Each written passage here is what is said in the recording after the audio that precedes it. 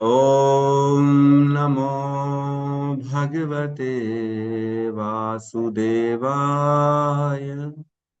ॐ नमो भगवते वासुदेवाय। ॐ नमो भगवते वासुदेवाय। यः स्वानुभावम् अखिलं श्रुतिसारमेकम् आध्यात्मदीपम् अतितीर्षितां तमोऽन्धम् संसारिणां करुणयः पुराणगुह्यम् तं व्याससूनम् उपयामि गुरुं मुनीनाम्। नारायणं नमस्कृत्य नरं चैव नरोत्तमम् देवीं सरस्वतीं व्यासं ततो जयमुदीरये। श्रवणतां स्वकथा कृष्ण पुण्यश्रवणकीर्तिनः हृदयन्तस्तो हि अभद्राणि विदुनोति सुहृत्सताम्। नष्टप्रायेषु अभद्रेषु नित्यं भागवत सेवया भगवती उत्तम श्लोके भक्तिर्भवति नैष्टिकी। श्रवणतः श्रद्धया नित्यं गृणतश्च स्वचेष्टितम् कालेन नातिदीर्घेण भगवान् विशते हृदि। कृष्णाय वासुदेवाय देवकी नंदनाय च नंदगोपकुमाराय गोविन्दाय नमो नमः। नमः पंकजनाभाय नमः पंकजमालिने नमः पंकजनेत्राय नमस्ते पंकजांग्रिये। जय श्री कृष्ण चैतन्य प्रभु नित्यानंद श्री अद्वैत गदाधर श्रीवासादि गौर भक्त वृंद। हरे कृष्णा कृष्णा कृष्णा हरे हरे हरे राम राम राम हरे हरे। हरे कृष्णा कृष्णा कृष्णा हरे हरे हरे राम राम राम हरे हरे। हरे कृष्णा कृष्णा कृष्णा हरे हरे हरे राम राम राम हरे हरे।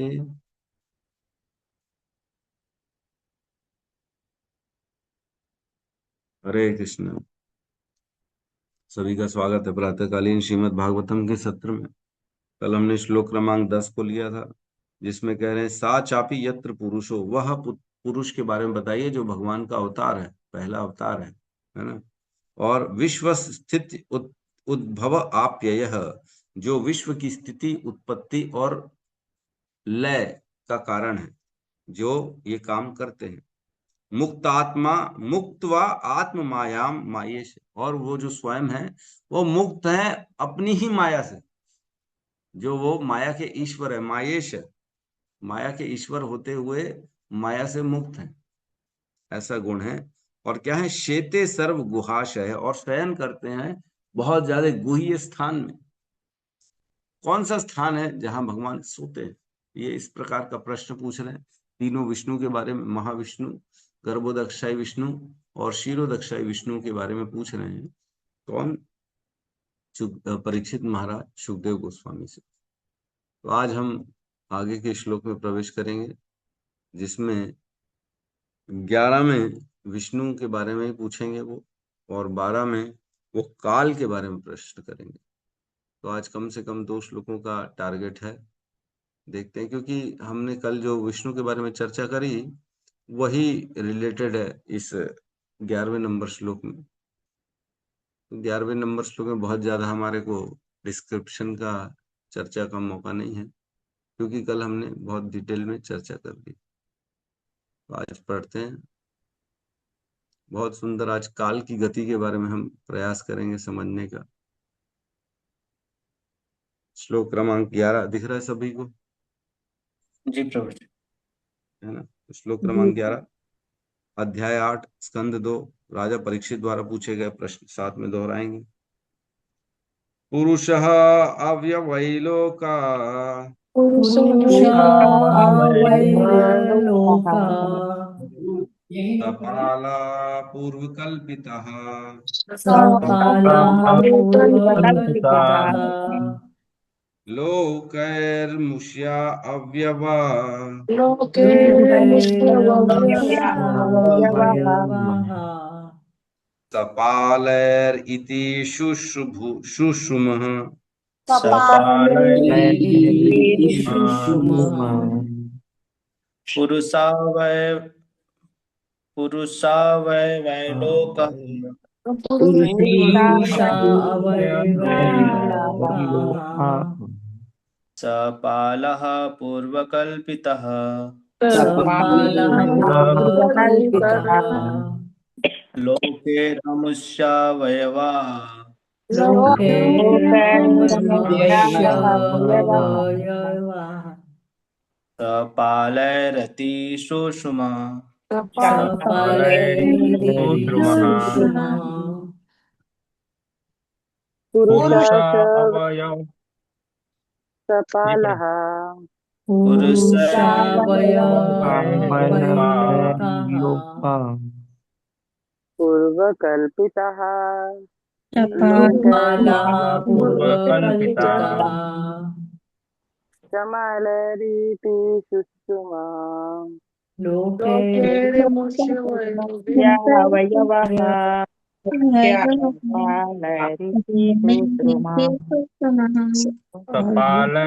कपालैरिति सुषुमा पुरुष अव्यवैर्लोका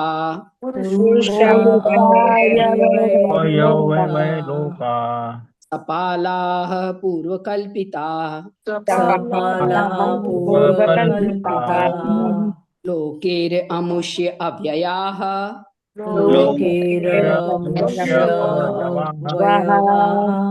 सपालैरिति शुश्रुम। सपालैरिति सुषुमा।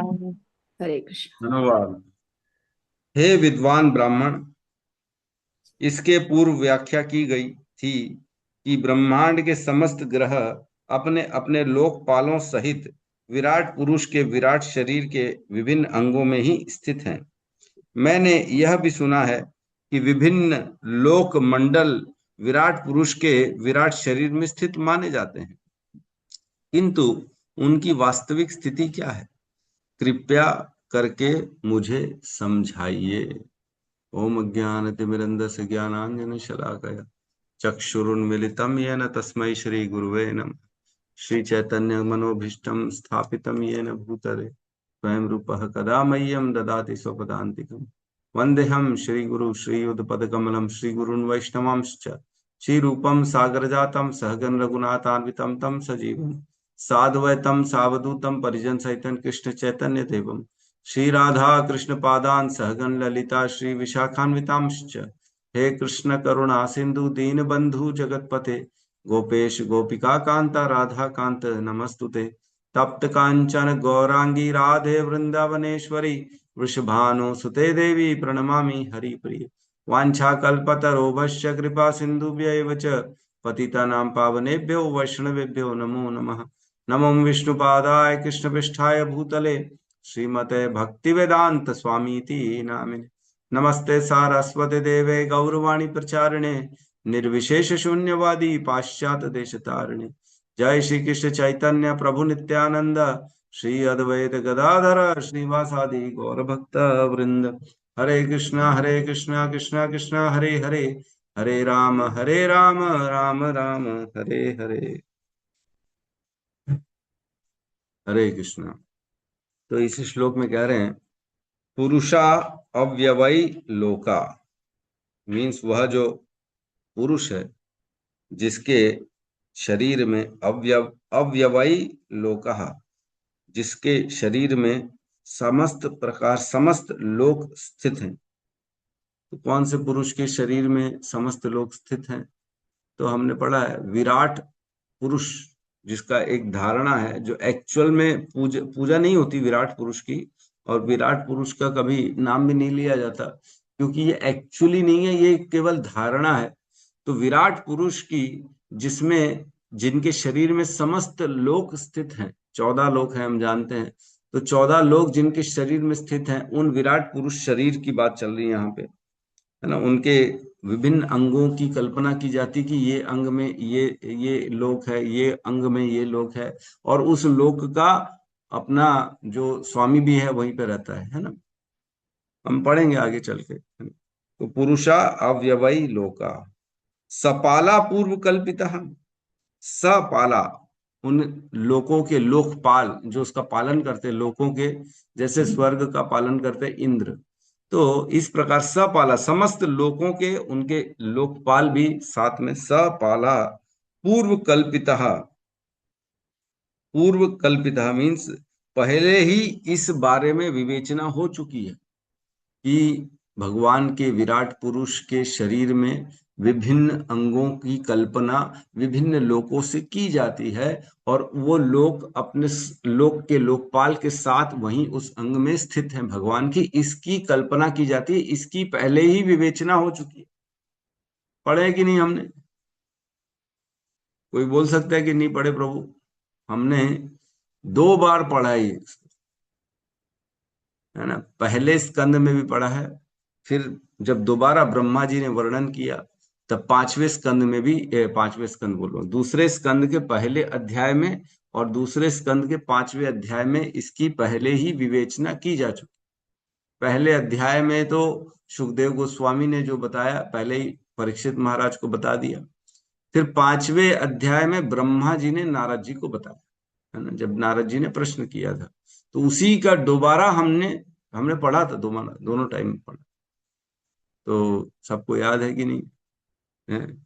तलवे जो है भगवान के वो पाताल लोक के समान है, और पैर की उंगलियां एड़ियां जो है रसातल हैं, टखने जो है एंकल जिसे कहते हैं वो महातल है, पिंडलियां जो है तलातल है, घुटने सूतल हैं, और जांघें वितल है, जो नीचे का भाग है वितल है, और ऊपर कमर की तरफ का जो जांग का भाग है वो अतल है, और जो कटी प्रदेश है कमर है वो भूलोक है, मही तले, है ना, और नाभि का गड्ढा जो है वो भूअर लोक है, छाती जो है भगवान की वो स्वर्ग लोक है, गर्दन जो है वो महर लोक है, मुख जो है वो जन लोक है, मस्तक जो है वो तप लोक है, और सिर जो है भगवान का वो सतलोक है, ब्रह्म लोक।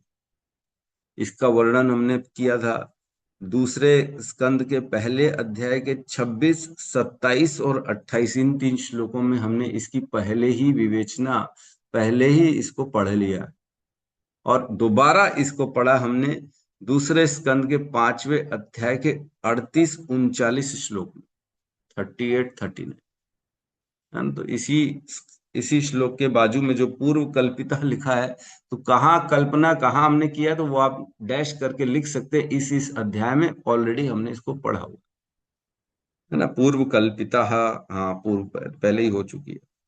तो ये कौन? सुखदेव गोस्वामी बता रहे कि पहले ही आपने ये मेरे को बता चुका है कि भगवान के विभिन्न अंगों में समस्त लोग रहते हैं, और वो अपने लोकपालों के साथ वहां पे भगवान के अंगों में रहते हैं। इसकी हमने पहले ही विवेचना और कल्पना करते हैं, वो पहले हमने डिस्कशन कर चुका है। अब क्या करें आगे? लोकैर्मुष्या अव्यवा, जो लोकैर अमुष्य अव्यवाह मीन्स जो ये विभिन्न ग्रह मंडल है, जो विभिन्न लोक हैं, उनके जो अंग हैं उनकी हम कल्पना ऐसे की जाती है ना। सपालैर इति सुषुमः, और वो अपने पालकों सहित वहां पे रहते हैं, इस प्रकार मैंने इसको मैंने पहले से सुन, सुषुमा मीन्स ये मैंने पहले से ही सुना। तो वही चीज बोल रहे हैं कि भगवान के विराट शरीर में समस्त ब्रह्मांड के लोक रहते हैं, और वो अपने पालों लोकपाल की तरह लोकपालों के साथ में वहां रहते हैं। और ये हमने पहले से ही कल्पना, हमने पहले ही इसको पढ़ा है। इसको कृपा करके मेरे को समझाओ। हमने कल मैंने बताया था 2.8.24 श्लोक में जो है परीक्षित महाराज ने बोले कि मेरे को तत्व से, तत्वतम और हंसी, ये सब कुछ मेरे को तत्व से बताओ। तो ये जो पूछा प्रश्न, इसको अब हम उसके साथ जोड़ देंगे तो क्या हो जाएगा कि ये जो हम पढ़ चुके हैं, जो हम ऑलरेडी सुन चुके हैं भगवान के विराट शरीर के बारे में, कि विराट शरीर के विभिन्न अंग समस्त लोक हैं, और समस्त लोक और अपने लोकपाल के साथ वहां पे रहते हैं, इसको और मुझे तत्व से समझाइए। ठीक है? याद है कि नहीं याद है सबको? हमने पढ़ा था भगवान के विराट पुरुष के अंगों के बारे में, है कि नहीं? अब इसमें यद्यपि कोई तात्पर्य नहीं है, लेकिन थोड़ा सा हम इस पे चर्चा करते हैं। इसको डिटेल में जानना चाह रहे हैं परीक्षित महाराज। अभी तक जो है सुन तो लिया, लेकिन अब इसकी डिटेलिंग होगी, एकदम डिटेलिंग। मेरे ख्याल से आगे चल के समस्त जो है श्रीमद् भागवतम, ये प्रश्नों के उत्तर में ही श्रीमद् भागवतम फिर से मतलब प्रकट हुई है। जो 3 अध्याय बताए सुखदेव गोस्वामी ने वहां पे रोक दिया था, लेकिन फिर परीक्षित महाराज कहते हैं कि नहीं नहीं, मेरे को और सुनने की इच्छा हो रही है, कृपया ऐसी विस्तार करिए कि मैं ये अपने शरीर को छोड़ूं तो भगवान में मेरा मन स्थित हो जाए, है ना। 3 या 4 श्लोक में कहते हैं ना, इसी अध्याय में, कि आप कहते रहिए, मैं सुनना चाहता हूं। क्यों? ताकि मेरा मन भगवान में एकदम स्थित हो जाए और मैं इस शरीर को छोड़ सकूं। तो इसीलिए वो और डिटेलिंग के लिए प्रश्न पूछ रहे हैं कि और डिटेल में बताइए, और डिटेल में। तो ये प्रश्नों के कारण फिर सुखदेव गोस्वामी ने और डिटेल में पूरी की पूरी भागवत बताई। तो और पूरी भागवत में क्या है, उन्होंने अपना वर्णन नहीं करते हैं सुखदेव गोस्वामी, वो इस प्रश्नों के उत्तर देंगे कैसे, वो देंगे यही प्रश्न पूछा गया था जो है भगवान कपिल देव से उनकी माता ने, है ना, आकुति, देवहूति है ना, देवहूति माता अपने पुत्र भगवान कपिल से ऐसा ही प्रश्न पूछ रही है, तो मैं वह प्रसंग तुम्हें सुनाता हूं। तो ऐसा करके सुखदेव गोस्वामी बताते हैं। फिर ऐसे ही बताएंगे, मैत्रेय मुनि और विदुर संवाद में भी यही प्रश्न आया था, उसका उत्तर सुनो। उद्धव ने यही प्रश्न का उत्तर दिया था। तो इस प्रकार से जो है वो अपना तो नहीं बताते हैं, जो जो जिसके बीच की वार्ता हुई है उसका उत्तर देना चालू कर देते हैं, और इन प्रश्नों का उत्तर वहां वहां हमको मिलना चालू हो जाता है। तो इस प्रकार से डिटेलिंग पूरी श्रीमद् भागवतम में की गई है। तो ये जो भगवान का विराट रूप है, ये एक तरह से हम मानते हैं कि ये विष्णु है, एक तरह से माना जाता है ये विष्णु है, विराट शरीर भगवान का जो है, जिसमें समस्त लोक स्थित हैं। विष्णु के ही तो नाभि कमल से निकल रहा है जो है कमल, उसमें सारे के सारे लोग स्थित हैं, है कि नहीं? तो ऐसा माना जाता है। तो भगवान, ये प्रश्न अगर परीक्षित महाराज पूछ रहे हैं, तो क्या इसमें भक्ति आ रही? इस श्लोक में भक्ति कहाँ छुपी है? क्योंकि श्रीमद् भागवतम के हर श्लोक में भक्ति है। तो इसमें ऐसा प्रश्न पूछने का क्या अर्थ है? इसमें कैसे भक्ति जागृत हो सकती है? तो अगर हम इसका उत्तर इस प्रश्न में ढूंढना प्रयास करेंगे, तो इस उत्तर ये निकलेगा कि भगवान का जो पुरुष अवतार है, जो विराट रूप है, जिसमें समस्त लोकपाल सहित रहते हैं, उनसे अगर व्यक्ति को उनका धारणा करनी है, क्योंकि बताया गया कि जो भगवान की डायरेक्ट धारणा नहीं कर सकता है, वो भगवान के विराट पुरुष की धारणा कर सकता है ना। विभिन्न लोगों को ये मान ले कि भगवान के अंग में स्थित है, ऐसा धारणा करके भगवान का स्मरण कम से कम कर सकता। तो अगर कोई व्यक्ति ऐसा स्मरण कर रहा है, तो वो भगवान से कौन सा संबंध स्थापित करेगा? कौन सा संबंध स्थापित करेगा? भाई कृष्ण है, कृष्ण से तो हम सखा के रूप में जो है अपना संबंध स्थापित कर सकते हैं, दोस्त मान सकते हैं। भगवान को हम अपना जो है पिता मान सकते हैं, भगवान को हम अपना पुत्र मान सकते हैं, भगवान को अपना प्रेमी मान सकते हैं। तो क्या विराट रूप को भी हम ये सब रसों के साथ उनकी भक्ति कर सकते हैं? कर सकते हैं क्या? कौन बताना चाहेगा?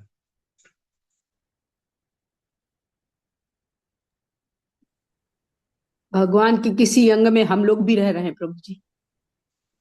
हाँ, वो तो ठीक है, लेकिन पूरे विराट रूप जो है भगवान का, जिसमें समस्त लोग स्थित हैं, उस विराट रूप की जो धारणा कर रहे हैं, उनको जो धारणा कर रहे हैं, तो कौन से संबंध से हम उनसे भक्ति कर सकते? यस, रघुनाथ दास जी कहिए। हरे कृष्णा प्रभु जी, धन्यवाद, प्रणाम। प्रभु जी, जैसे कि आपसे पहले भी हमने भागवतम कक्षाओं में सीखा है कि भगवान से अलग अलग रस में हम उनसे संबंध स्थापित कर सकते हैं। तो जैसे कि विराट पुरुष है प्रभु जी, तो इनके तो प्रत्येक अंग में हमको प्रत्येक अंग में अलग अलग अंग में स्थापित है। तो इनसे ना प्रभु जी हम क्या दास्य भाव में मतलब कि संबंध स्थापित कर सकते हैं।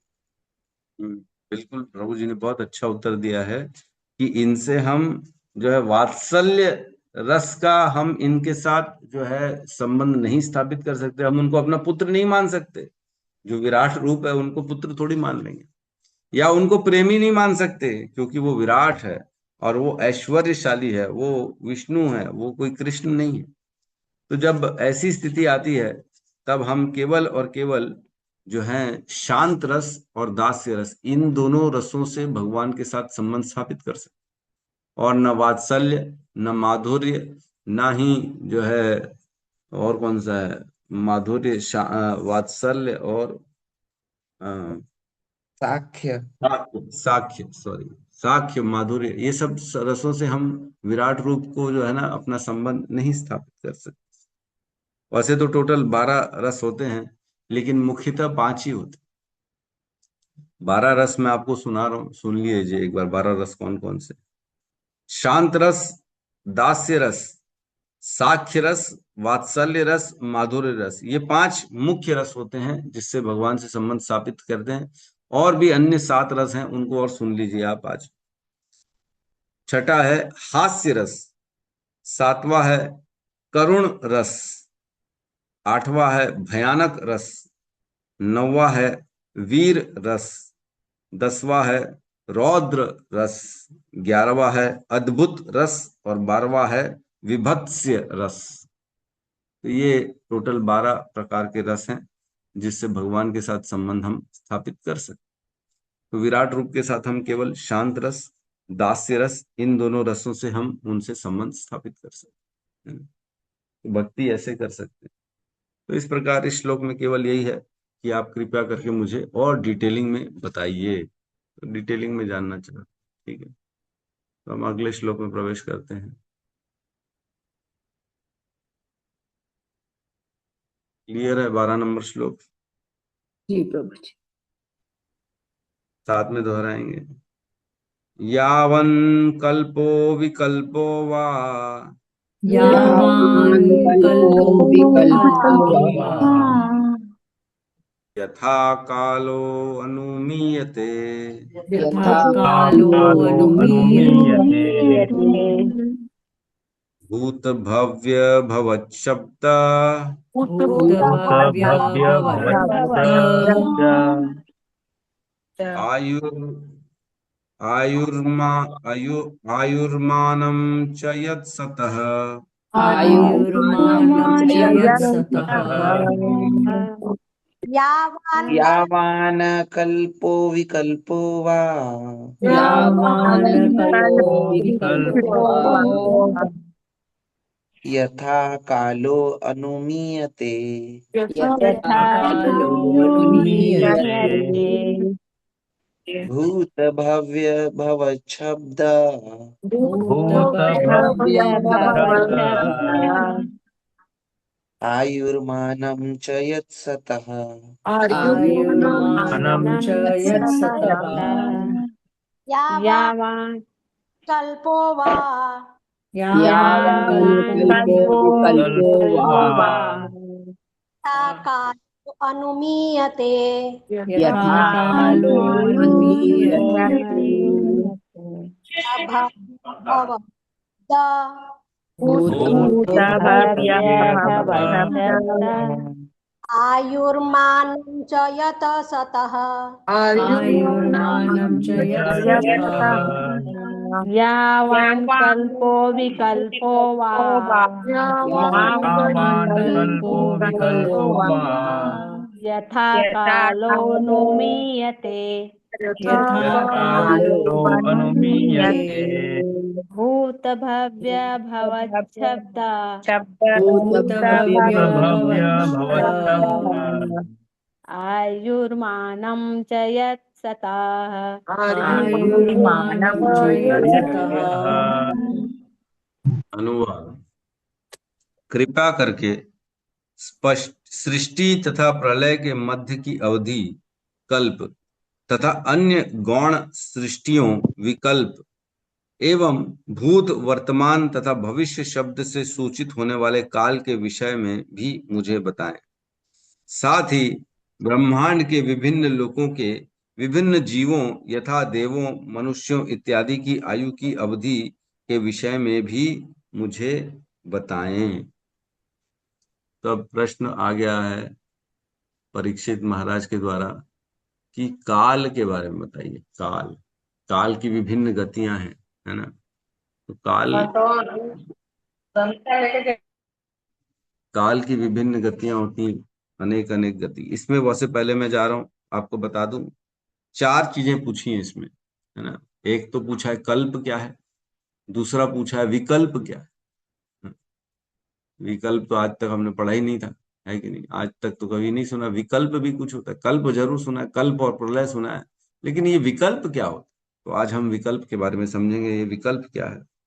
और तीसरी चीज पूछी है, पहले पूछा कल्प विकल्प, दूसरी चीज पूछी कि भूत वर्तमान और भविष्य, ये तीनों को कैसे काल इन तीनों का कैसे स्पष्टीकरण कर रहा है। काल कैसे ये सूचित करता है कि ये भूत है, ये वर्तमान है, ये भविष्य है ना। भूत वर्तमान भविष्य काल किसे कहते हैं ये बताइए। देखो बहुत बड़ा प्रश्न है ये। और तीसरी चीज पूछ रहे हैं कि ब्रह्मांड के विभिन्न लोकों में जितने भी जीव हैं, जो भी जीव हैं, ये नहीं पूछ रहा है कि भगवान, मतलब ये नहीं पूछे हैं परीक्षित महाराज कि क्या अन्य लोकों में जीवन है कि नहीं है। ये प्रश्न नहीं है। ये प्रश्न है कि विभिन्न लोकों में जो जीवन है उनकी अवधि, उनकी आयु क्या है, वो बताइए। तो आज बेचारे साइंटिस्ट पहले तो परेशान है कि अन्य अन्य लोकों में जीवन है कि नहीं। पहले तो इसी में खर्चा कर रहे हैं बेचारे लोग, है ना। मून में चले गए, कभी मंगल ग्रह जा रहे हैं, कभी इधर ग्रह जा रहे हैं। वो जीवन की तलाश कर रहे, इतना इतना पैसा खर्चा कर रहे, इतना इतना पैसा खर्चा कर रहे जिसकी कोई लिमिट ही नहीं। करोड़ों अरबों में खर्चा हो रहा पैसा, है ना। और केवल इसीलिए कि अन्य ग्रहों में जीवन है कि नहीं। और अगर शास्त्र पढ़ लेंगे तो उनको उत्तर आसानी से मिल जाएगा, इतना खर्चा करने की आवश्यकता नहीं है। तो इसलिए भक्त जो होता है वो अपना धन कहाँ लगाता है, इन सब चीजों में धन नहीं लगाता। वो धन भगवान की सेवा में लगाता है, वो ग्रंथों के जो है विस्तार में लगाता है, वो प्रवचनों में। जैसे हमारी मधुनंदिनी माता जी बहुत सुंदर कथा कराने वाली 7 दिवसीय। तो जैसे जैसे ये अध्यात्म का विस्तार होगा, जैसे जैसे कथा लोगों के कानों में जाएगी, तो ऑटोमेटिकली ये ज्ञान का विस्तार होगा। लोगों के हृदय में ये ज्ञान आएगा कि क्या अन्य ग्रहों में क्या है, अन्य लोगों का जीवन कैसा है। तो हमें प्रयास करना चाहिए कि हमारे धन का उपयोग ऐसी जगह हो जिससे आध्यात्म का प्रचार हो, जिससे भगवान की जो है, एक्चुअल में लोगों को ना बहुत बड़ी प्रॉब्लम हो गई है। लोग क्या सोचते हैं, कृष्ण जो है वो केवल हिंदुओं के भगवान। लोगों को ये लगता है ये भगवान, ये देवी देवता केवल हिंदुओं के हैं। ऐसा नहीं है। ये जीवन देने वाले हैं, ये समस्त जीवों के स्वामी हैं, ये आत्मा के स्वामी हैं। ये आध्यात्म का अर्थ होता है वह स्टडी, वह विषय जो आत्मा के बारे में बताया जाए। तो इसका हिंदू, मुस्लिम, सिख, ईसाई इनसे कोई लेना देना ही नहीं। पूरी भगवत गीता में, पूरे भागवतम में क्या कहीं पे भी एक शब्द हिंदू आया है? कहीं नहीं है। कहीं पे भी हिंदू नहीं दिखेगा, एक शब्द हिंदू नहीं है। तो हिंदुओं का कैसे हो गया ये केवल उनके लिए जो भूत, भूत कहा गया इसमें भूतानी, या जो है भूत ऐसे लिखे है, भूत मतलब जो भी मनुष्य है उसके लिए ये ग्रंथ है, उसके लिए ये ज्ञान है। तो जितने भी लोग, जिसने भी मनुष्य शरीर धारण किया है, जिनके पास भी बुद्धि है, जिनके पास भी आत्मा है, उनके लिए ये ग्रंथ है, उनके स्वामी है सभी का जीवन भगवान के नियमों के आधार से चलता है। कोई ये नहीं बोल सकता कि मेरा जीवन ना मैं अलग से चलाता हूं। क्या मछली पानी के बिना रह सकती है? नहीं रह सकती, बाहर निकालेंगे तो मर जाएगी। तो वैसे ही हर मनुष्य इस भगवान के द्वारा निर्मित प्रकृति और उनके नियमों के अंतर्गत ही रहता है। हर मनुष्य, हर जीव, मनुष्य क्या हर जीव उनके नियमों के अंतर्गत रहता है। फिर वो कोई भी धर्म को क्यों ना फॉलो करे, हिंदू, मुस्लिम, सिख, ईसाई, कुछ भी follow। तो इस प्रकार भगवान का ये ज्ञान सभी के लिए है, सभी को इसको फॉलो करना चाहिए, क्योंकि ये सभी के उद्धार के लिए। इसमें रास्ते बताए गए, जीना कैसे है, काम कैसे करना है, विचार कैसे करने, क्या करने से क्या मिलता है, क्या सही है क्या गलत है ना, व्यक्ति को किसके लिए प्रयास करना चाहिए। तो ये प्रकार का, ये बेसिकली एक मैनुअल है, ये एक जो है ना हमारे नियमावली है जीवन जीने की, आध्यात्म। इसका जो है हिंदू मुस्लिम से कोई लेना देना नहीं है, ये सभी जीवन के लिए, सभी जीवों के लिए। तो यहाँ कह रहे हैं कि यावन कल्पो विकल्पो वा, मुझे कृपया करके जिस रूप में, यावन मीन्स जिस जिस रूप में ये कल्प और विकल्प होता है ये बताइए। कल्प तो हमने पढ़ लिया, ब्रह्मा जी के दिन को कल्प कहते हैं। अब विकल्प किसे कहते हैं? हाँ? तो विकल्प मीन्स अन्य गौड़। एक होता है कल्प जो बहुत बड़ा कल्प होता है, और छोटे छोटे विकल्प भी होते हैं, है ना। जैसे हम जानते हैं, हमने पढ़ा हुआ है कि एक भगवान ब्रह्मा जी के दिन में 14 मनवंतर होते हैं। तो छोटी छोटी और सृष्टियां हुई कि नहीं हुई? एक तो दिन भर की सृष्टि हो गई और छोटी छोटी सृष्टियां हो गई। एक बीच में गैप आता जा रहा है, गैप आता जा रहा है। जैसे हमने पढ़ा था, छोटी प्रलय आई थी, याद है? चाक्षुष मनवंतर जो राजा सत्यव्रत थे, वही आगे चल के वैवस्वत मनवंतर बनते हैं। पिछले चाक्षुष मनवंतर में, अभी 7वां मनवंतर चल रहा है, जो 6वां मनवंतर था जिसे चाक्षुष मनवंतर कहते हैं, उसके एंड में क्या हुआ था? राजा सत्यव्रत थे, जिनको मछली मछली के रूप में भगवान आए, है ना, मत्स्य अवतार आए थे। फिर उन्होंने बोला था कि सब प्रलय होने वाली है, तुम एक नाव की व्यवस्था करो जिसमें सबको डाल दो और मैं तुम्हारी रक्षा करूंगा। तो वही राजा सत्यव्रत अगला जो मनवंतर, जो हमारा मनवंतर वैवस्वत मनु बने, वही बने थे, है कि नहीं? भूल गए कि नहीं? याद है? तो बीच में प्रलय आई थी कि नहीं आई थी? आई थी। तो उधर की सृष्टि अलग हो गई, इधर की सृष्टि अलग हो गई, बीच में प्रलय आ गया। तो इस प्रकार छोटी छोटी सृष्टियां भी अलग अलग हो रही हैं। कल्प मीन्स ब्रह्मा का दिन, और विकल्प मीन्स अन्य छोटी छोटी और जो है सृष्टियां, है ना। इस प्रकार कल्प और विकल्प को हम समझ सकते। और कह रहे हैं यथा कालो अनुमीयते, और जैसे समय काल जो होता है, वो जो समय है, अनुमीयते, उसको कैसे मापा जाता है? मेजरमेंट कैसे होता है काल का? देखा जाए तो बड़ा गहरा प्रश्न है। तो अगर हम मनुष्य जो पृथ्वी में रहते हैं, उनको अगर ये कहेंगे कि आप काल का अनुमीयते कैसे करते हैं, कैसे माप करते हैं, तो आप बता देंगे कि हम तो घड़ी बनते हैं जी, इसमें जो है कैसे मिनट होता है, सेकंड होता है, घंटा होता है ना, फिर दिन होता है, रात होता है। एक दिन में 12 घंटा, फिर रात में 12 घंटा, फिर इस प्रकार 24 घंटा। तो ये तो हम बता देंगे लेकिन ओवरऑल गणना कैसी होती है? सेकंड कैसे आया, मिनट कैसे आया, घंटा कैसे आया, है ना। मुहूर्त किसे कहते हैं, कैसे बना मुहूर्त, कैसे बना जो है 4 पहर, एक दिन में 4 पहर कैसे बन गए, कैसे निमिष काल जिसे कहते हैं, एक पलक झपकने का समय जिसे निमिष काल कहते हैं। एक लव, लव भी एक समय का मापदंड है, लव किसे कहते हैं। सबसे छोटा सूक्ष्म समय कितना होता है और सबसे बड़ा समय क्या होता है? मेजरमेंट कैसे नापा जाता है? जैसे एक छोटा से छोटा समय कितना होता है और बड़ा से बड़ा समय क्या होता है? तो एक बड़ा से बड़ा समय तो हम कह सकते हैं कि ब्रह्मा जी का जीवन जो है वो बहुत बड़ा है, बहुत बड़ा है। ब्रह्मा जी के जो है जीवन, वो भी एक काल है। और एक छोटा सा समय कैसे है? वही ब्रह्मा का जीवन भगवान की एक सांस के बराबर है। छोटा सा हो गया कि नहीं हो? ये पूछ रहे हैं प्रश्न कि मेरे को डिटेलिंग में बताओ कि ये समय अनुमीयते सबके लिए कैसे गणना करते हैं समय की।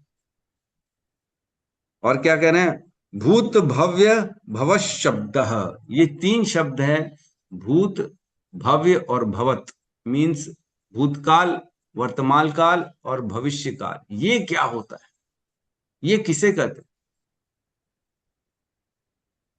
अच्छा, एक मैं प्रश्न पूछता हूं,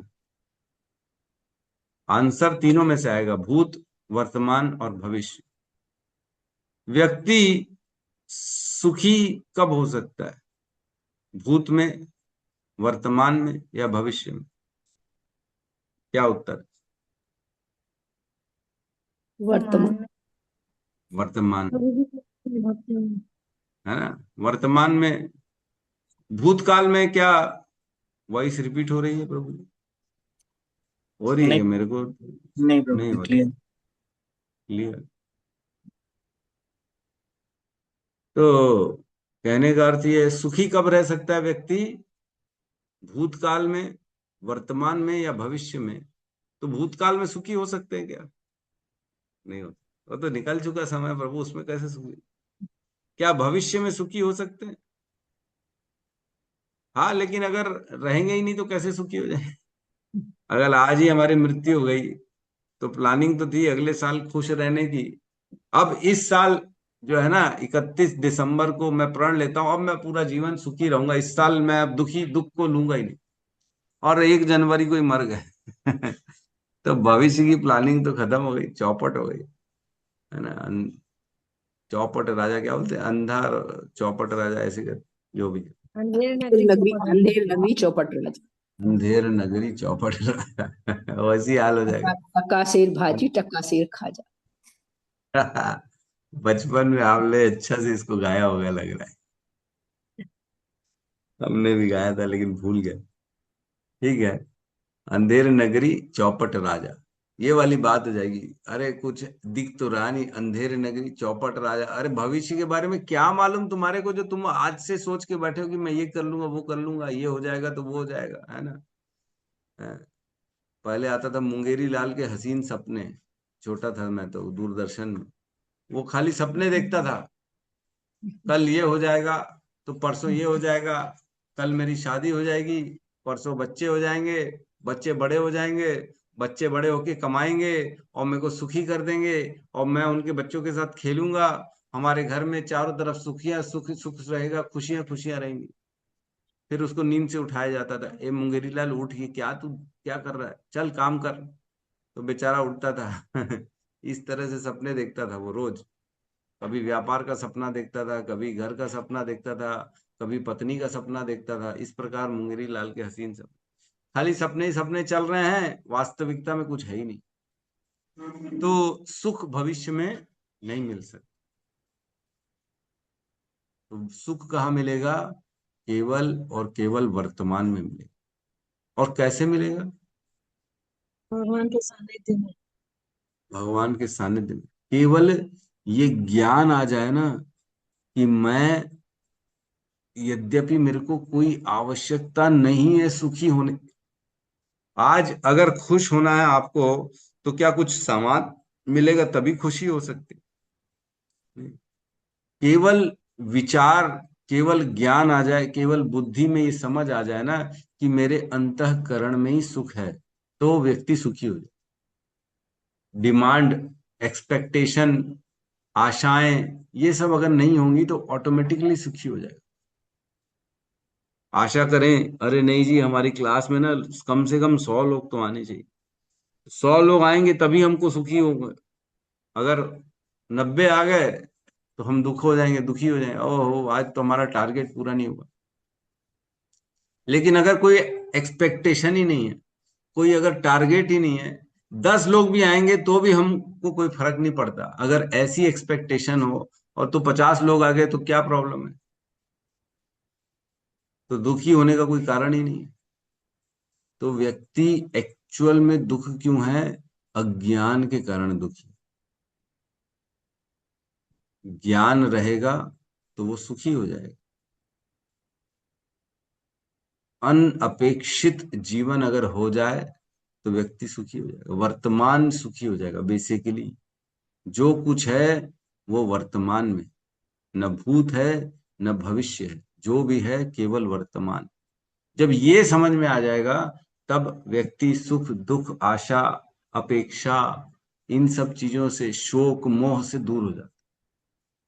तो भूत भविष्य और वर्तमान, इन तीनों की व्याख्या करवाने चाह रहे हैं कौन? परीक्षित महाराज। आप बताइए मेरे को, भूत भविष्य वर्तमान है क्या ये?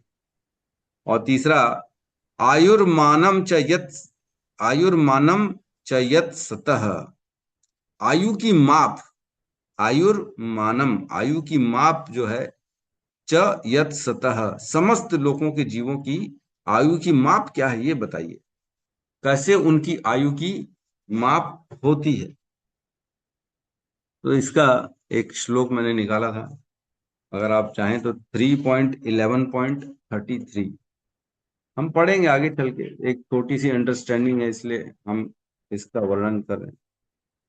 3.11.33 इसके श्लोक के अनुवाद में कहते हैं, इस तरह ब्रह्मा समेत प्रत्येक जीव के लिए आयु की अवधि के क्षय की विधि विद्यमान रहती है। विभिन्न लोकों के काल के संदर्भ में हर किसी जीव की आयु केवल 100 वर्ष तक होती है। अब प्रश्न कहाँ पूछा? यहाँ पे पूछा, दूसरे स्कंद के 8वें अध्याय में। उत्तर कहाँ मिल रहा है? तीसरे स्कंद के 11वें अध्याय। तो तीसरे स्कंद का 11वां अध्याय जो है ना, इसी प्रश्न का उत्तर है। वहां पे समस्त काल की गणना की गई है कि कैसे छोटा से छोटा काल क्या होता है, उसे क्या कहते हैं, बड़ा काल कैसे बनता है, इसमें पूरी डिटेलिंग की गई है ना। तो आगे चल के मैं इसको अपन चर्चा करेंगे। थोड़ा सा भी हम और बता देते हैं, है ना, जैसे हम पढ़ते हैं ना, इसको पढ़ेंगे आप, है ना। तीसरे 11.3 में लिखा है, काल को शरीरों के परमाणिक संयोग की गतिशीलता के द्वारा मापा जा सकता है। काल उन सर्वशक्तिमान भगवान श्री हरि की शक्ति है जो समस्त भौतिक गति का नियंत्रण करता है, यद्यपि वे भौतिक जगत में दृष्टिगोचर नहीं होते। फिर चौथे में कहते हैं, परमाणु काल का मापन परमाणु के अवकाश विशेष को तय कर पाने के अनुसार किया जाता है। वह काल जो परमाणु के अव्यक्त समुच्चय को प्रच्छन्न करता है, महाकाल कहते हैं। तो महाकाल किसे कहते हैं, इसके अगर आप तात्पर्य में पढ़ेंगे तो मैं पढ़ के सुना रहा हूं। देखो कितनी बारीक है। हम जो सोचते हैं ना हमारे आध्यात्म है, मैथोलॉजी है, तो आप अगर पढ़ेंगे ना तो ये साइंस भी यहाँ तक कंपटीशन नहीं दे सकती। आज की साइंस क्या लिखा है, क्या कह रहे हैं, मानक काल की गणना सूर्य की गति के अनुसार की जाती है। सूर्य का प्रकाश जिस स्पीड से बढ़ता है वहां से स्टार्ट होती है काल की गति, है ना। क्या गति है? सबसे छोटी सुनिए, एक परमाणु को पार करने में सूर्य जितना काल लेता है वह परमाणु काल के रूप में परिगणित किया जाता है।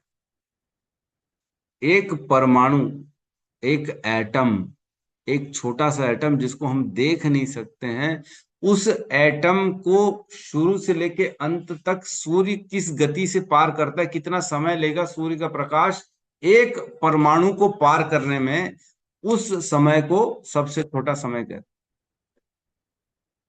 क्या हम सोच भी पा रहे हैं कितनी गहरी बात लिखी है?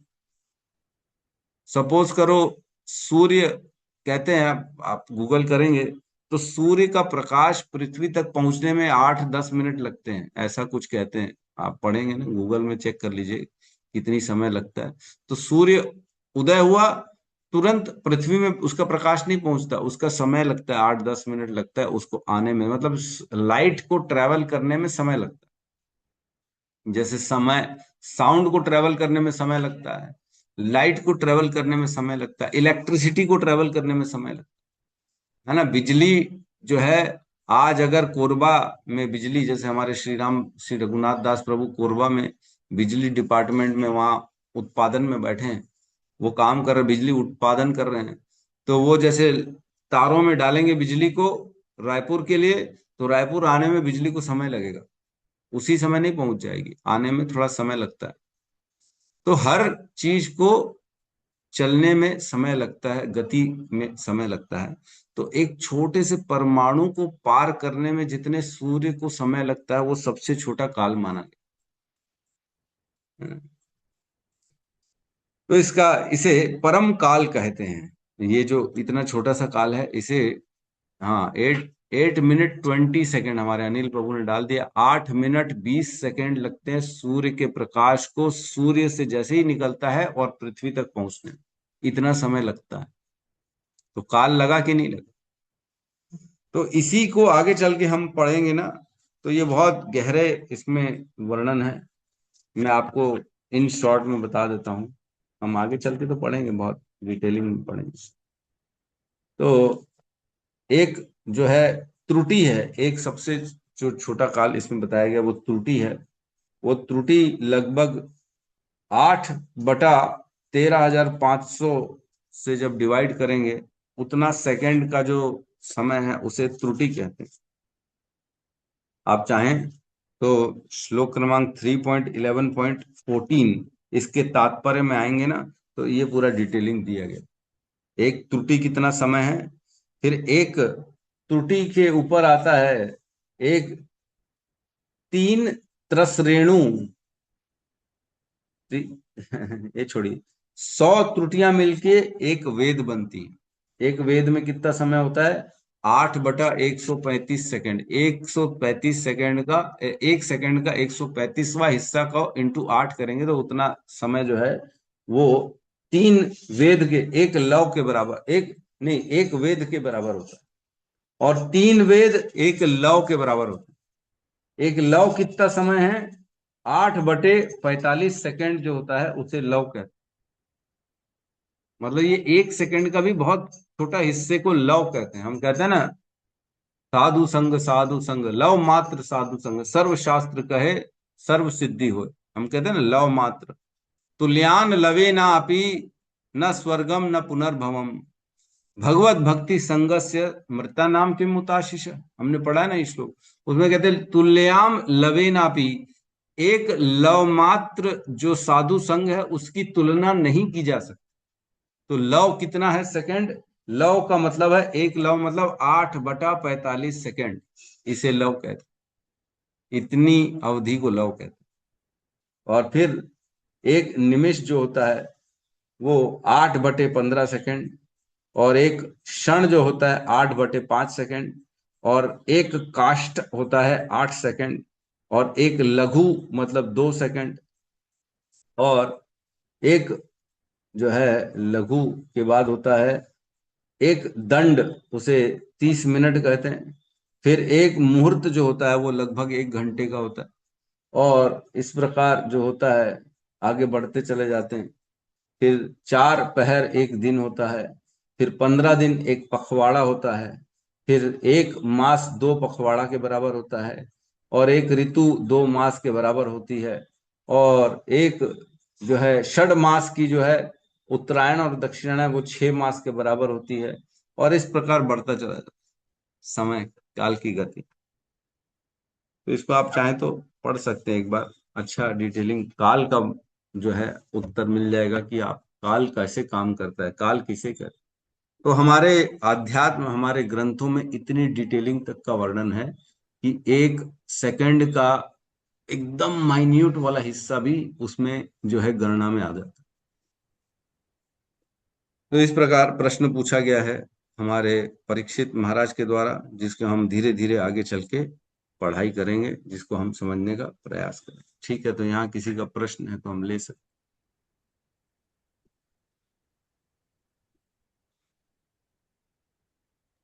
काल की कितनी अच्छी गणना प्रभु जी अपने शास्त्रों में दी है ना।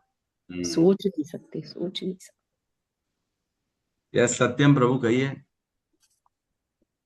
हरे कृष्ण जी, नंदू जी। नाम प्रभु। ये ऐसा कुछ स्पेशल क्वेश्चन नहीं, लेकिन एक त्रुटि शब्द से थोड़ा सा वो आया था कि मतलब ये त्रुटि वो वाला तो नहीं है कि जैसे आप कहते हैं ना कि ये त्रुटि हो गई, तो वो उस तरह से तो नहीं है। एक तो ये समय के हिसाब से, काल के हिसाब से बताया गया है ना प्रभु जी? वो त्रुटि मिस्टेक नहीं है ये ये एक काल की गणना है जिसे त्रुटि कहते जी। हैं। Yes. तो मैंने इसका एक मैं ना बनाया हूँ, मेरे पास नोट्स हैं, मैं भी इसको व्हाट्सएप कर दूंगा, आप देख लीजिएगा कि कैसे काल की गणना हमारे शास्त्र में लिखी हुई है। आप चाहें तो उसको फिर नोट भी कर सकते हैं अपने पास, बहुत सुंदर वर्णन। ग्रुप में दे देंगे तो हम लोग। यस यस माता जी, ग्रुप में ही देंगे, पर्सनल किसी को नहीं देंगे ग्रुप में ही डाल देते हैं। तो मैंने तो यार देखिए, नोट्स बनाने में थोड़ा समय लगता है, पढ़ पढ़ के आदमी नोट्स बनाते हैं, मैंने इसके पूरे नोट्स बनाए हुए, आपको मैं भेज दूंगा, मिल जाएगा आपको, लोग रेडीमेड मिल जाएगा, अभी भेज दूंगा। ठीक है, अन्य किसी का कोई अपना रियलाइजेशन या कोई कुछ कहना चाहता है तो ठीक है, नहीं तो हम क्लास को क्लोज करेंगे। प्रभु जी यस सब साइंस के पीछे भागते हैं, फिर भी इतना नहीं जान पाते जितना कि इसमें जान। यस यस यस, मतलब बहुत गहरी चर्चाएं हैं ये तो। मैं जब इसीलिए तो शास्त्रों से, भागवत से प्रेम हो जाता है ना व्यक्ति का, कि हम जो साइंस साइंस कर रहे हैं, साइंस के पास इतना रिसर्च करने का इतना पैसा दिया जा रहा है, तो भी साइंस इतना आगे नहीं बढ़ सकता जितना हमारे पास ऑलरेडी शास्त्रों में दिया गया। तो भी ये जो है ना, शास्त्र को लोग जो है मैथोलॉजी और ये मनोधारणा और ये पुरातन कह के रिजेक्ट कर देते, जबकि ये बहुत मॉडर्न है, इसमें सब दिया गया ऑलरेडी, इसके ज्यादा हमारे को रिसर्च विसर्च करने की जरूरत ही नहीं, इतना इतना पैसा लगा रहे हैं क्या करने के लिए, जरूरत ही नहीं। यस मधुनंदिनी माता जी कहिए। हरे कृष्ण प्रभु जी, दंडवत प्रभु जी। आप ये जो आप श्लोक नंबर 11 में समझाया विराट पुरुष की स्थिति, तो जो वास्तविक स्थिति क्या हम वो सार्वभौमिक स्वरूप है भगवान का जो अर्जुन को दिखाया था उन्होंने, उससे सार्वभौमिक स्वरूप इसको क्या कहते हैं, ये क्या है? उनके ब्रह्मांड दिख रहे थे जब उन्होंने अपना विराट रूप दिखाया, विराट रूप है ना, हाँ जो मतलब 11वें अध्याय में की भगवत हाँ, गीता। यस, ये वही विराट रूप है। वही हमने वही उससे ही क्या? हाँ, ये वही है। जब हमने पहले अध्याय और 5वें अध्याय में वर्णन किया था ना, तब भी इसका रेफरेंस दिया था कि ये वही भगवान का विराट रूप है जो भगवान ने अर्जुन को दिखाया था 11वें अध्याय में भगवत गीता के। तो उसी में अर्जुन ने कहा भी था कि मैं आपका अंत नहीं देख पा रहा हूं, न शुरुआत न अंत देख पा रहा हूं, आपके शरीर में समस्त लोगों को देख रहा हूं, समस्त देवताओं को देख रहा हूं, हर जीव को आपके जो है मुख में जाते हुए देख रहा हूं, काल की गति देख रहा हूं, मुख से निकलने वाली अग्नि को देख रहा हूं। तो वो विराट रूप भगवान का वही विराट रूप है जो यहाँ पे, जिसका डिटेलिंग में और परीक्षित महाराज जानना चाह रहे हैं। तो ये विराट रूप यद्यपि उपासक उपासना के लिए नहीं है, हमने पहले अध्याय में अगर याद है आप लोगों को तो पढ़ा था कि लोग इसकी पूजा नहीं करते हैं, ये केवल उनके लिए है जो भगवान को नहीं मानते हैं, ये उनके लिए शुरुआत में नवदा जो नया नया भक्ति में प्रवेश करता है उसको बताने के लिए, देखो भगवान का विराट रूप है, आप इसको भी भगवान मान सकते, लेकिन वो कभी भी हम पूजा नहीं करते उसकी। ठीक है प्रभु जी एक प्रश्न और है कि जो श्लोक नंबर 12 में ये परीक्षित जी पूछ रहे हैं, ये क्यों पूछ रहे हैं, उनकी जिज्ञासा किस लिए है? भक्ति से अलग हटके। हाँ देखो, बहुत सही है, बहुत प्रश्न है। इस श्लोक में भक्ति कहाँ है ना, इस श्लोक में भक्ति कैसे है, तो जब आपको पता पड़ जाएगा कि आपके पास समय कितना है ना, ये कैसे भूत भविष्य और वर्तमान कैसे काम करता है, कैसे जो है भूतकाल में किए गए कर्म आगे चल के भविष्य में हमको किस प्रकार जो है उसका रिजल्ट मिलता है, क्या करने से व्यक्ति, मैंने जैसे पूछा था सुखी कब हो सकते, तो वर्तमान में सुखी होते, लेकिन लोग समझते नहीं, लोग क्या करते हैं, भविष्य की प्लानिंग के लिए वर्तमान खराब कर देते हैं। तो भविष्य की प्लानिंग सबसे आदमी व्यक्ति सुखी कब हो सकता है, जब वो वैकुंठ भगवान के धाम जाए, ये जब उसको पता पड़ेगा तो उस कार्य के लिए आज वर्तमान में वो क्या करेगा, भक्ति करेगा। सबसे ज्यादा सुखी कब होगा आदमी, इस संसार में तो हो नहीं सकता, क्योंकि ये दुखालयम अशाश्वतम है, यहाँ तो दुखी दुख भरा हुआ है, तो सुखी कहाँ से होगा? तो सुखी कहाँ होगा? भगवान के धाम में जाकर। तो भगवान के धाम कैसे जाएगा? जब ये भविष्य की प्लानिंग करेगा सुखी होने की, तो वर्तमान में वो क्या करेगा? भगवान की भक्ति करेगा। तो इस प्रकार इस श्लोक से हमें पता पड़ेगा कि हमें वर्तमान में करना क्या चाहिए, काल की गणना कैसी है, कितना समय है हमारे पास, है ना। अन्य अन्य लोगों का, जैसे इस कथा में, इसमें डिटेलिंग में जाएंगे ना, तो कथा आती है ऋषि लोमेश की, है ना। एक ऋषि हुए लोमेश, जिनका जीवन था, उनके रोम, बहुत सारे शरीर में रोम में बाल थे, पूरे शरीर में रोम ही रोम थे, बाल ही बाल थे। तो एक बार की बात है, जब इंद्र बहुत बड़ा अपने लिए महल बनवा रहा, बहुत बड़ा महल की प्लानिंग करी इंद्र ने कि मैं बहुत बड़ा महल बनाऊं। बहुत समय लग रहा था उस महल में।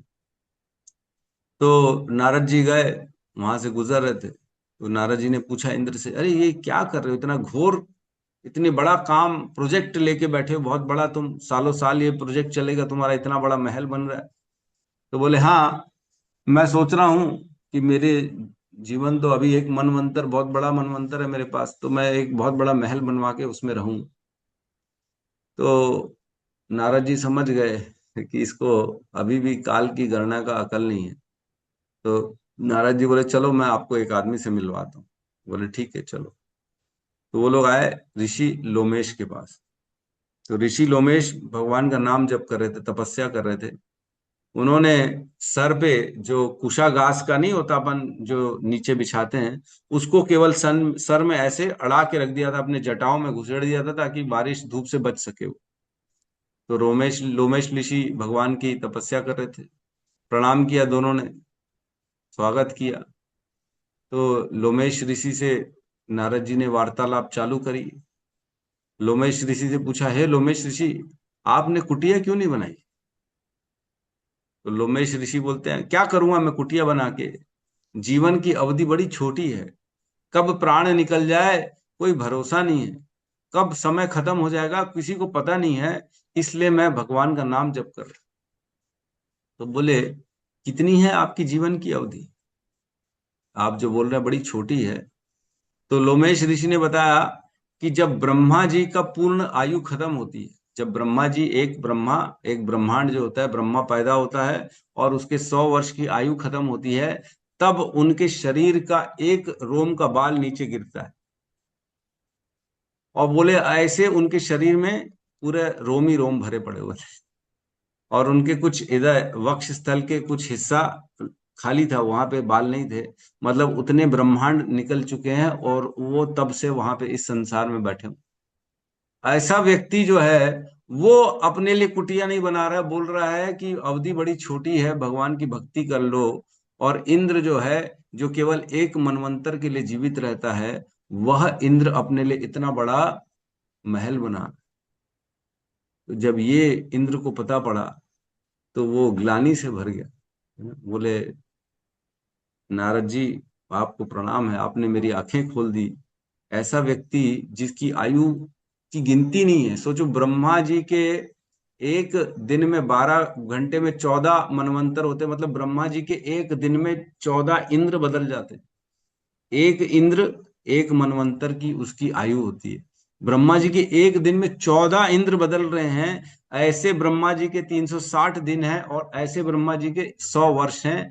ऐसे ब्रह्मा जी के 100 वर्ष में एक जिसके रोम का बाल गिरता, ऐसे उसके शरीर में कितने बाल होंगे और कितनी आयु होगी? वो व्यक्ति बोल रहा है कि आयु का कोई भरोसा नहीं।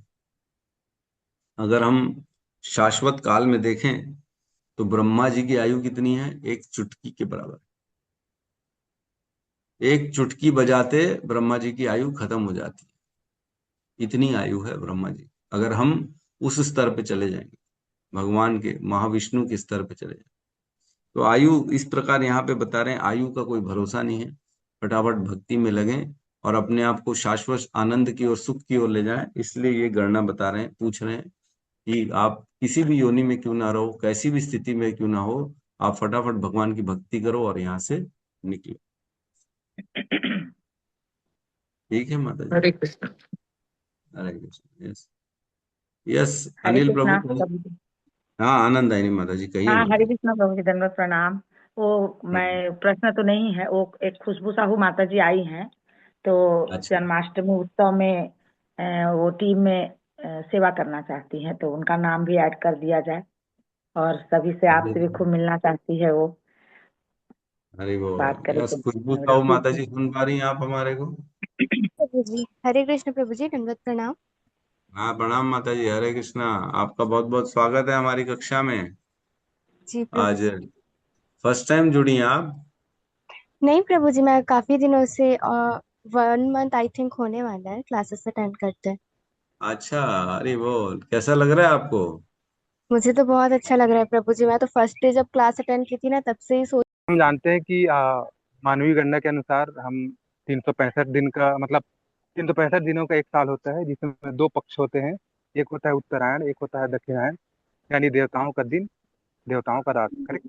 तो यदि कि हम पितरों को जो श्राद्ध देते हैं साल में एक बार, तो हमको ऐसा लगता है कि यार हम साल में एक बार उनको श्राद्ध दे रहे हैं, कुछ खाने को दे रहे हैं। लेकिन ये भी तो हो सकता है, मतलब यही है मैं भी पितरों का तो, जैसे कि हमारा तो एक साल में 2 पक्ष हो रहा है, उत्तरायण और दक्षिणायन, है ना। तो देवताओं का जो मतलब हमारा एक साल, उनका एक दिन, ऐसा बोलूँ तो ज्यादा अच्छा एक रहेगा। दिन इसका मतलब हम, हम्म। हाँ ना, है ना। तो हमारे हिसाब से हम लोग हर साल दे रहे हैं, लेकिन पितरों के हिसाब से उनको हम लोग हर दिन खाना दे रहे हैं, तो एक्चुअल में वो कभी भूखे नहीं रहते, है ना प्रभु। Yes yes, perfect. ओके। बिल्कुल सही कह रहे हैं आप, बिल्कुल सही कह रहे जी जी। तो जो देवता या फिर जो स्वर्ग लोक है और जो पितर लोक है, मतलब दोनों की जो टाइमिंग है लगभग लगभग सिमिलर, ऐसा मान के सकते हैं, क्योंकि हैं। सब हाँ एक सेम दूसरे के सेम। ऊपर है। ओके। यस, मतलब हमारा पृथ्वी लोक जो है, भूअर लोक जो है, इसकी समय की गणना जो होती है वो अलग होती है। हर लोक की समय की गणना अलग होती है। तो जैसे जैसे ऊपर जाएंगे, वो समय जो होता है ना, वो मतलब नीचे जाएंगे उतना सूक्ष्म होता जाएगा, ऊपर जाएंगे उतना बड़ा होता जाएगा। जितना हमारा 365 दिन होता है पृथ्वी लोक में, तो वो तीन जी सौ पैंसठ दिन वो स्वर्ग लोक और पितृलोक में एक दिन होता है। उतनी काल, मतलब हमारे यहाँ के 6 महीने जो हैं, वहां के दिन, और हमारे बाद के 6 महीने वहां की रात्रि होती है, उत्तरायण और दक्षिणायन। तो दक्षिणायन। इस प्रकार और ऊपर जाएंगे, पितृलोक के ऊपर महल लोग जाएंगे, जन लोग जाएंगे, तो वो लोग की अवधि और बड़ी हो जाती है। उनका दिन और रात्रि जो होते हैं ना, और बड़ा होता है। उसी प्रकार ब्रह्मा जी के पास जाएंगे तो ब्रह्मा जी तक पहुंचते पहुंचते यहाँ के 1000 चतुर्युगी निकलती है, तो ब्रह्मा जी का एक दिन होता है। तो इस प्रकार जी। ये गणना चलती है। हम उस पर और चर्चा आगे चल के करेंगे जब ये टॉपिक आएगा तब। तो प्रभु जी, हम यही समझ सकते हैं ना कि जो पितरों को जो हम श्राद्ध देते हैं या फिर खाना देते हैं, तो उनको हम हर दिन खाना दे रहे हैं, वो कभी भूखे नहीं रहे हैं। करेक्ट। हाँ हाँ, यस यस यस। जी जी, ठीक प्रभु। श्राद्ध का जो हरे कृष्ण। 15 दिन होता है ना, वो जी श्राद्ध का 15 दिन जो होता है, वो उनके दिन के, मान के चलो, लंच अवर्स होते हैं। जैसे लंच के लिए स्कूल में 30 मिनट का ब्रेक मिलता है ना, तो वैसे जी। ही उनके पूरे दिन में 15 दिन, हमारे 15 दिन, हमारा पूरा साल, उनका एक दिन। तो हमारे साल के 15 दिन उनके 30 मिनट का एक जो है ना ब्रेक हो गया। तो वो राइट। ब्रेक में उनको छुट्टी मिलती है और वो जाके खाना खा लेते हैं, इस प्रकार से। जी। ठीक, यस, धन्यवाद प्रभु जी। बहुत हरे कृष्ण, हरे कृष्ण। यस, हरे कृष्ण। यस, ऊर्जेश्वरी माता जी कहिए। प्रभु जी, हर लोक में विराट पुरुष हैं, तो क्या ये विराट पुरुष गर्भोदक्षाई विष्णु है? नहीं, गर्भोदक्षाई विष्णु तो विराट पुरुष नहीं है, लेकिन विष्णु ही मानते हैं विराट पुरुष को। एक विष्णु का स्वरूप माना जाता है। मैं बताया ना, ये एक्चुअल में नहीं है भगवान की, ये वाकई में भगवान हो, ये एक धारणा की गई है कि ऐसे भगवान है ऐसे। तो ये धारणा में है, ये एक्चुअल नहीं है। ये कोई शास्त्रिक नहीं है कि भगवान विराट रूप हैं, ऐसा नहीं है। तभी तो इनकी पूजा नहीं होती, उपासना नहीं होती, इनका नाम नहीं जप किया जाता। यद्यपि विष्णु के भी 1000 नाम हैं, विष्णु का भी नाम लोग उपासक है। तो हम जो जितने वैष्णव हैं, वो बेसिकली विष्णु के उपासक को वैष्णव कहते हैं। तो वैष्णव जो होते हैं, और गौड़ीय वैष्णव जो होते हैं, वो राधा और कृष्ण के उपासक होते हैं। तो गौड़ीय वैष्णव और वैष्णव में फर्क है। तो विष्णु की उपासना होती है, लेकिन विराट पुरुष की उपासना नहीं। Thank you. ठीक है। यस यस, माधुरी लीला माता जी। हरे कृष्ण प्रभु जी, सादर प्रणाम। प्रभु जी, हाँ मेरा माता। क्वेश्चन था कि अभी जैसे पिछले कुछ दिनों मुझे थोड़ा सा बहुत मतलब घर में मेरे प्रभु जी बहुत बीमार थे, तो थोड़ा सा उनको लेके भी थोड़ा एक्सपीरियंस हुआ। तो मैं ये जानना चाहती हूँ कि ऐसा क्यों होता है कि जब भी हम डॉक्टर के पास जाते हैं, डॉक्टर हमेशा नॉन वेज को खाने के लिए बहुत ज्यादा सजेस्ट करते हैं। मतलब जैसे प्रोटीन की कमी हो गई। अब मैं कल गई थी उनके साथ हॉस्पिटल, तो वहां पे डॉक्टर ये कह रहे कि नॉनवेज लेते हैं आप नॉनवेज लीजिए, उसमें प्रोटीन रहता है। मतलब बहुत ज्यादा इतना क्यों ऐसे करते हैं, मुझे ये नहीं समझ आता। और जो भी वो सब डॉक्टर्स की बात ही ज्यादा मानेंगे। मैं चाहती हूँ कि वो छोड़ दे, और कहीं ना कहीं से ऐसा कुछ हो जाता है कि उनको थोड़ा सा और वो मिल जाता है।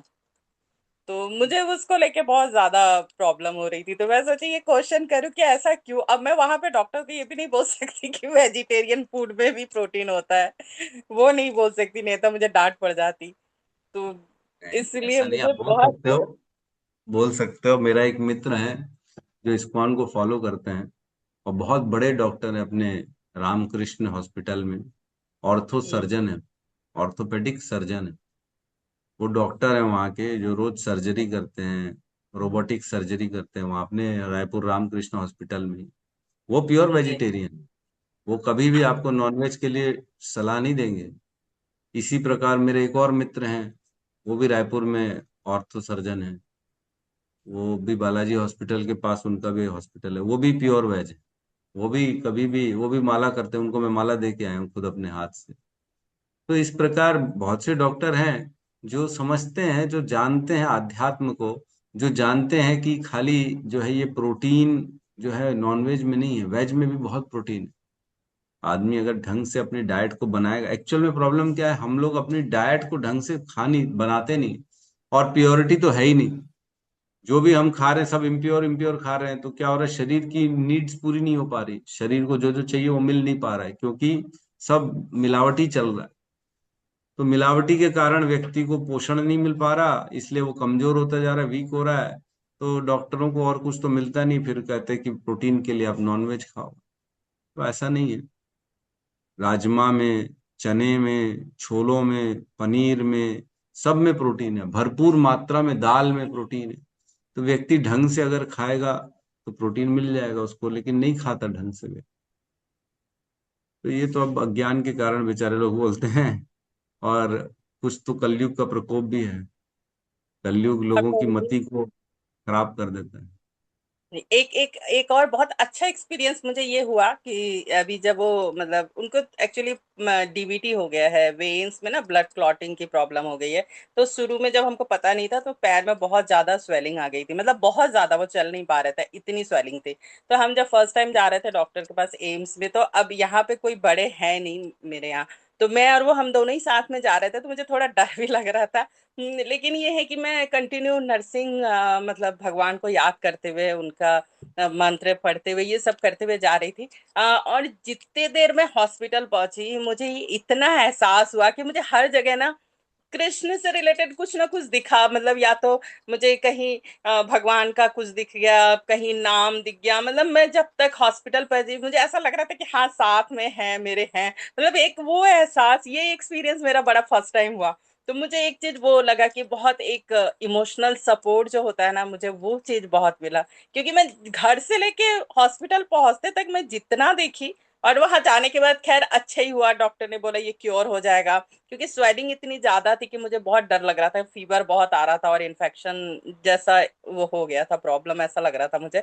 लेकिन मुझे फिर वो ये एक एक्सपीरियंस मुझे बहुत, कि कहीं पे भी अगर हम भगवान को याद करेंगे तो वो एहसास दिलाते हैं, अगर हम सच में उनको याद करते हैं। तो ये बहुत अच्छा लगा प्रभु।